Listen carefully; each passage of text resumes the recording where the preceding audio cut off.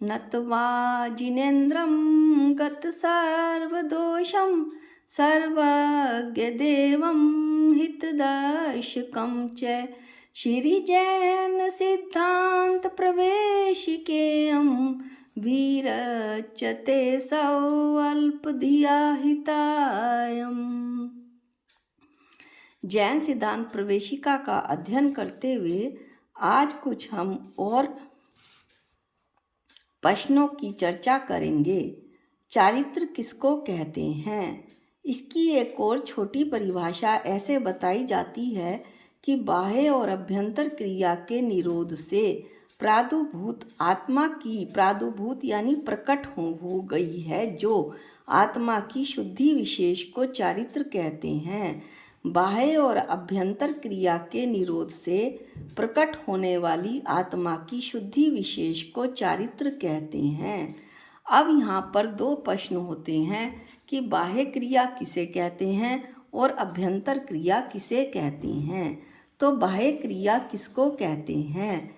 हिंसा करना, चोरी करना, झूठ बोलना, कुशील और परिग्रह संचय करना बाह्य क्रिया कहलाती है। और अभ्यंतर क्रिया किसको कहते हैं? योग और कषाय को अभ्यंतर क्रिया कहते हैं। अब फिर दो प्रश्न उठते हैं कि योग किसको कहते हैं? वन वचन काय के निमित्त से आत्मा के प्रदेशों के चंचल होने को योग कहते हैं।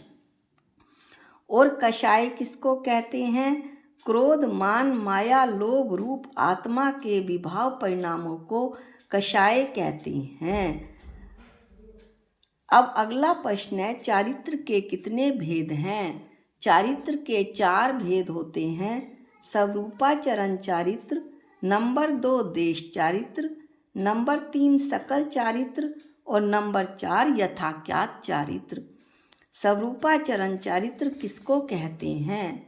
शुद्ध आत्म अनुभव से जो अविनाभावी चारित्र, शुद्ध आत्म अनुभव से अविनाभावी चारित्र विशेष को स्वरूपाचरण चारित्र कहते हैं। अर्थात शुद्ध आत्मा का अनुभव होने पर जो चारित्र विशेष प्रकट होता है वो स्वरूपाचरण चारित्र कहलाता है। अविनाभावी का अर्थ पहले भी बताया जा चुका है कि जहाँ शुद्ध आत्मा का अनुभव होगा वहाँ पर स्वरूपाचरण चारित्र होगा, और जहाँ पर स्वरूपाचरण चारित्र होगा वहाँ शुद्ध आत्मा का अनुभव होगा। यह चौथे गुण स्थान में होता है। स्वरूपाचरण चारित्र चौथे गुण स्थान में होता है। देश चारित्र किसको कहते हैं? 5वें गुण स्थान में श्रावक के अणुवर्त धारण करने को देश चारित्र कहते हैं। सकल चारित्र किसे कहते हैं? मुनियों के महाव्रतों को सकल चारित्र कहते हैं। और यथाख्यात चारित्र किसको कहते हैं? जहाँ जिस गुण स्थान में कषायों का सर्वथा अभाव हो जाता है तो जो आत्मा की शुद्धि विशेष प्रकट होती है उसे यथाख्यात चारित्र कहते हैं। अगला प्रश्न है, सुख किसको कहते हैं? आह्लाद स्वरूप यानी आनंद रूप से जब आत्मा का परिणमन होता है तो उसे सुख कहते हैं। जब आत्मा से आनंद का झरना फूटता है तो उस ऐसे परिणमन को सुख कहते हैं। वीर्य किसको कहते हैं? आत्मा की शक्ति बल को वीर्य कहते हैं। भव्यत्व गुण किसे कहते हैं? जिस शक्ति के निमित्त से आत्मा के सम्यक दर्शन, सम्यक ज्ञान, सम्यक चारित्र प्रकट होने की योग्यता हो उसे भव्यत्व गुण कहते हैं। अभव्यत्व गुण किसको कहते हैं? जिस शक्ति के निमित्त से आत्मा के सम्यक दर्शन, सम्यक ज्ञान, सम्यक चारित्र प्रकट होने की योग्यता ना हो उसे अभवत्व गुण कहते हैं। अगला प्रश्न है, प्राण किसे कहते हैं?